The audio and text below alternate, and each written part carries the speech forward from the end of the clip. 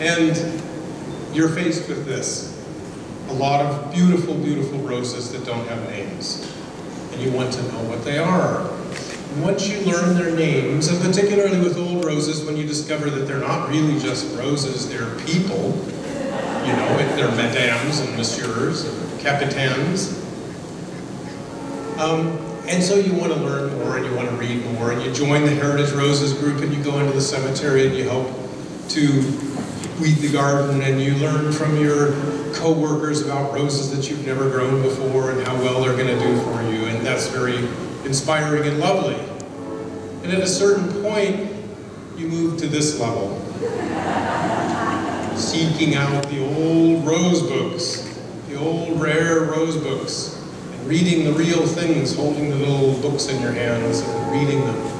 And that became a passion of mine many years ago, and I thought I was going to learn all about the roses. They were going to just explain to me what the old roses were, frontier. And they found that most of them were not reblooming. That was their whole objective, but they were all just looking like gallicas and damasks and centifolias, not reblooming. But they already had the contract on Mademoiselle de Parmentier, and so she got the rose, and it was called for her. And it was a once bloomer. And this group right here, Malton, in an illustration and in the flesh today, William Jessen and Brennus are perhaps the most important of these hybrid-chinas, ultimately because virtually all the hybrid-chinas were sterile. You couldn't raise a single seed from them that you could then turn into a new plant. So there were more and more and more and more and more and more and more and more hybrid-chinas, and they just decided they'd call them gallicas. We have our old gallicas, and then we have our fancy gallicas, our new ones with the new improved names. And this group is a mess. It's a mess because Graham Thomas put into print that certain things are gallicas, and there are people in this world who will, until their dying last gasp, say they are a gallica.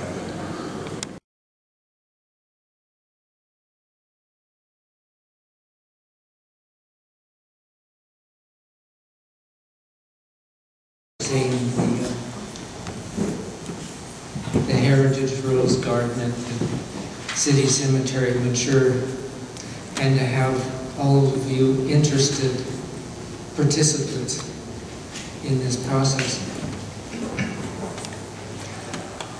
Today, my subject was, when I first talked with Anita, was I was going to bring up these, I had a list of roses that were yet to be discovered, and then it became clear to me that there was a couple of good examples, and so I'm going to concentrate on those today. I came across something that had the right parentage and a description that fits this rose. So that rose provisionally fits the description of a variety called Atalanta, A-T-A-L-A-N-T-A, and it was introduced in 1929 in England. I have not found it in an American catalog, so you have your homework. Just keep watching and see if we can find out an American source for Atalanta. And it was bred from Madame Norbert Levavasseur, which is a seedling of Crimson Rambler, crossed with William Allen Richardson, which is a seedling of Rev d'Or. So it's a possibility for the cross, and it sort of matched up with what I was seeing in the plant. So I hope it just gives you an idea of one way we come upon, a lost name, and maybe between all of us we can come to an agreement, or maybe not. It's still good as the San Andreas car wash. And it is a very good rose, and in my garden it doesn't rebloom, but it's worth that because of the lovely spring flowers. Not quite a climber, not really a compact shrub like the original Cecile Brunner. And it's characterized by having long leafy sepals and an inflorescence that elongates with flowers out to the side.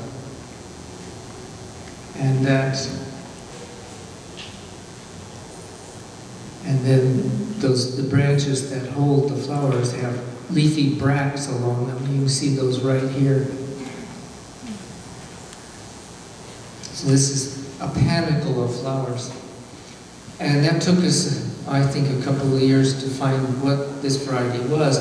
And I think John McGregor made a contact with Rob Lindquist in Hemet, and he confirmed that this was Spray Cecile Brunner, which was introduced by the Hemet Rose Company in 1940. And an image showing the very elongated floral structure of Spray Cecile Brunner. And the reason I'm putting in Spray Cecile Brunner is that after we had it identified at Huntington, then we were comparing it with Graham Stewart Thomas's writings, especially in the shrub roses for today. Of mine, that's what in God's name? A lighter rose seedling crossed with popcorn, and it has these very long, elongated panicles of flowers, and the panicles can be Bloomfield Abundance at Captain Thomas's estate in Chestnut Hill, Pennsylvania. So this is Bloomfield Abundance, and gives some idea of the flower size. Now, when this seedling the cross was made in 1914, and sometime in 1919 it was selected and named and introduced in 1920 by two nurserymen, and it was introduced as a hybrid tea, not as a poly, and it was indicated that the flowers were smallish, but hybrid tea size. So that photograph gives us some idea of the scale. The next picture, please.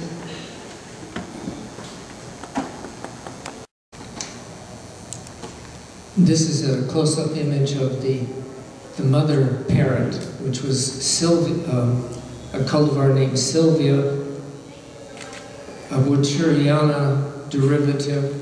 It's not clear if that was a first-generation Woodchuriana cross or a second-generation cross. Probably something, a Noisette or Noisette tea crossed with something that was substantially Rosa Woodchuriana. I think this variety is lost. So it's learned hybrid tea. This is Dorothy Page Roberts. This was bred by Alex Dixon, and the Sylvia was introduced by William Hall.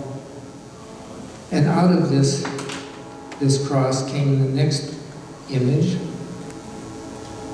of Bloomfield Abundance. And the hint we have for scale on this is that Captain Thomas emphasizes the height of 5 feet. So my guess is that that's the height of that plant. So that gives you an idea that those flowers are about 3.5 inches, maybe even 4 inches in diameter. And yet the overall appearance is somewhat like Cecile Brunner.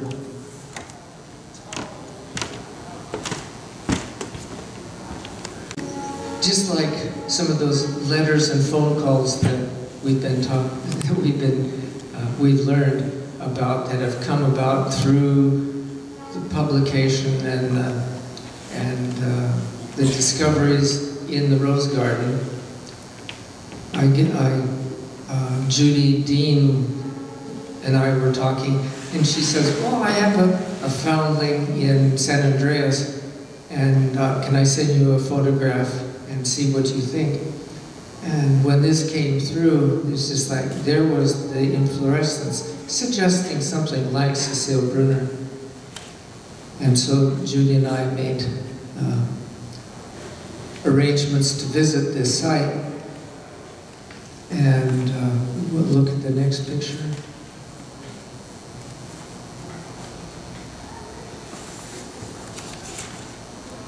And that's the flower on this plant. This is in the town of San Andreas, up in the Magalon area. Wow. Same town where the San Andreas car wash rose was found. And yet another.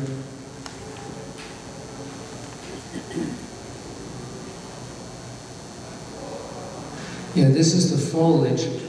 Now there are two plants. There's one on the silent auction and one on the open bid. Fred, I don't think we got it set up for bid. Buds. The buds don't have the refinement of Cecile Brunner. And the next image.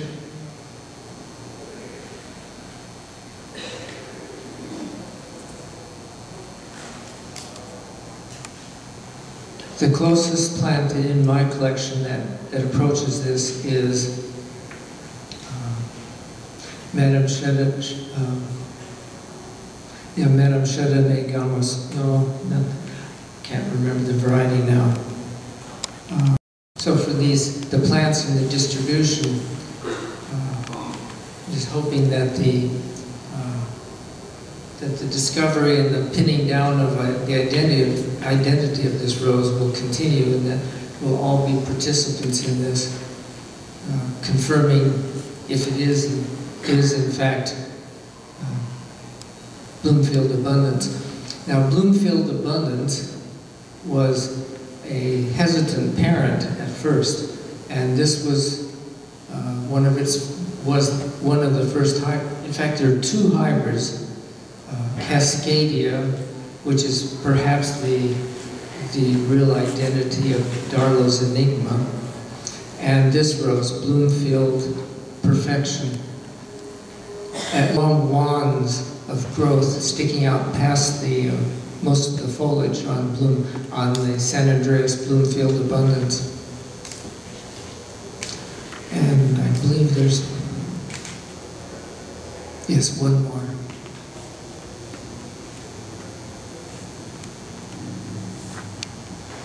So another rose to play with, another rose to toss around and agree or disagree on its identification. But truly, this is a remarkably attractive rose, and interesting that it's been hiding away. Yeah, it's good fragrance, and you can check that out with the little blossom over on the right that has cooperated and continued to open today. So with that, any questions?